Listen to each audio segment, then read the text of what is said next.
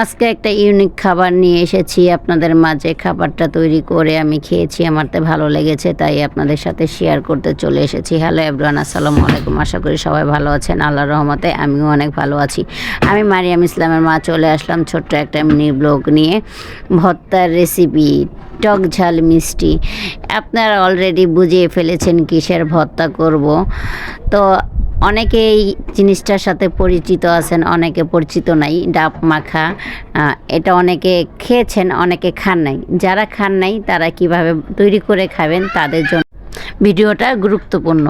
তো এইটার সাথে অনেকেই পরিচয় না, মানে আমিও অনেকবার ইউটিউবে দেখেছি, ফেসবুকে দেখেছি এই ভর্তাটা বানায় খায়, সবাই খায়।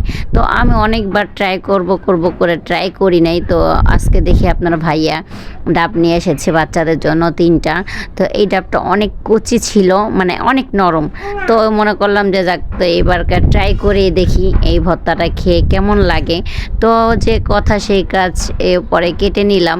দেখতে পারছেন গোড়ার টুক আমি ফেলে দিয়েছি, শুধু মাথার টুক নিয়েছি। মাথার টুক বেশি নরম থাকে, আর ওই নরম এই জিনিসটা হলো নরম খেতে হয়, শক্তটা কিন্তু ভালো লাগবে না, সাবা সাবা লাগবে। আর আমি যে টুক নিয়েছি টুকটা অনেক নরম। আমি ভালো করে ধুয়ে নিয়েছি, ধুয়ে পাটাটা ধুয়ে নিয়েছি। নিয়ে দেখেন আমি কিভাবে ছেঁচি আর কীরকম মোমের মতো গলে যায়। মানে এরকম নরম সাইডটাই আপনারা নেবেন, শক্ত সাইডটা নেবেন না। আমি কিন্তু অন্য অন্য ভিডিওতে দেখেছি, মানে ওই আপুরা ভাইয়ারা শক্ত সাইডটা নেয়, সাবা সাবা লাগে। ওইটা খেতে কেমন লাগে আমি জানি না, কারণ আমি ওইটা ট্রাই করি না কখনো। আমি যেটা বানাইছি এটা ট্রাই করে দেখেছি, এটা কোনো সাবা সাবা লাগে না, খুবই কস কস কস কস একটু ভালোই লাগে। এই দেখছেন একদম পুরা ছেঁচার সাথে মিলে যাচ্ছে, একদম নরম। আর ওই সাবা সাবা যেটা, ওইটা আমারতে যেটা ফিল হচ্ছে, এটা ভালো নাও লাগতে পারে খেতে, কারণ আমি খাই নাই, তো আমি শিওরলি বলতে পারতেছি না। আমি এটা খেয়েছি, এটা শিওরলি বলতে পারি যে এটা খেতে দুর্দারুণ মজা। আমি খেয়েছি, এই জন্য আপনাদের সাথে শেয়ার করতেছি। এটা দেখেন মোমের মতো গলে যাচ্ছে। তো আমি ধুয়ে মানে ছেঁচে বাটিতে করে সরিয়ে রেখেছি। তারপর আমি কয়টা মরিচ টেলে নিব, আর ওইদিকে আমি একটু তেঁতুল পানি দিয়ে গুলিয়ে রাখছি। তেঁতুলটা নরম হলে এটা মাখাতে সুবিধা হবে। তো এদিকে আমার মরিচ টালাটাও শেষ, আমি এখন বাটিতে নিয়ে নিচ্ছি। নিয়ে কিছুটা লবণ দিয়ে দিচ্ছি। লবণ দিয়ে মরিচগুলো আমি ভালো করে চটকিয়ে নিব।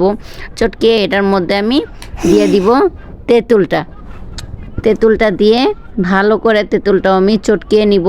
আমি যে সেম প্রসেসিতে দেখাচ্ছি, আপনারা সেম এভাবে করে খাবেন, আপনাদেরকেও মানে আপনাদের কাছেও অনেক ভালো লাগবে আশা করি আমি, কারণ আমি খেয়েছি, এই জন্য আমারতে ভালো লেগেছে, এই জন্যই আপনাদের সাথে কিন্তু শেয়ার করতেছি। যে জিনিসটা আমার কাছে ভালো লাগবে না, এই জিনিসটা আমি কখনো আপনাদের সাথে শেয়ার করব না। আমি চাই না যে আপনাদেরও একটা জিনিস কষ্ট করে করবেন, করে যদি খেতে না পারেন, তো এটা একটা কষ্ট না, অনেকটা কষ্ট হয়। আমি চাই না যে আমার জন্য কেউ কষ্ট পাক।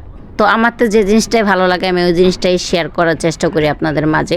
তো এই তো দেখেন তেঁতুলগুলা দিয়ে দিয়েছি, তেঁতুলগুলা ভালো করে চটকিয়ে নিয়েছি। নেওয়ার পরে এরপরে আমি দিয়ে দিলাম এই ডাবের কচি অংশগুলা দিয়ে ভালো করে চটকিয়ে মেখে নিয়েছি। মেখে দেখেন, মানে এখনই আমি এডিট করার সময় আমার খেতে মন চাচ্ছে, তখন মাখতেছি আর খাচ্ছিলাম। তো ভালো লেগেছে খাবারটা আমারতে, তো আশা করি আপনারতেও ভালো লাগবে। তো এই যে আমার মেয়েও ট্রাই করতেছে, তো আমার মেয়েও খেয়ে বলতেছে আম্মু অনেক মজা হয়েছে। দেখেন আমার ছোট মেয়ে কি করে। আমার ছোট মেয়ে সামান্য একটু মুখে নিয়ে টক, তো এই জন্য ওই রকম করতেছে, ছোট মানুষ, তাও বলতেছে দারুণ হয়েছে দারুণ হয়েছে। আর ছেলে পুরা বাটি ধরে নিয়ে যাবে, ওকে দেই নেই দেখে কান্না করতেছে। তো আমার ভিডিওটা ভালো লাগলে লাইক শেয়ার কমেন্ট করবেন। আজ এই পর্যন্ত, আল্লাহ।